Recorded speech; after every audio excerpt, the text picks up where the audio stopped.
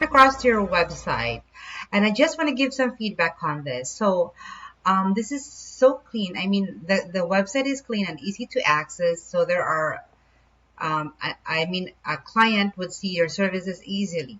I mean, what services you are offering to a client. So the phone number is here. So yeah, that is also one of the important things a client would see. And also one of the suggestions I can tell is maybe you can also put your email address next to this, so a client would easily message you, or it's easy for them to see. Now let's take a look what's happened online as far as what people on the Google search are seeing. Now let's take a look at the customer looking for a service would see on the Google, and what we are looking right now. This is the ranking grid.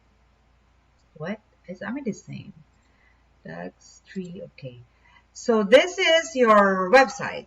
I mean your ranking grid. This is your ranking grid, and you can see you are number 1 right here. Where is it? Oh, I can't see. So you are number 2 right here in the corner area. So this is where your Google profile location is, and that it drops off quickly. And one of the suggestions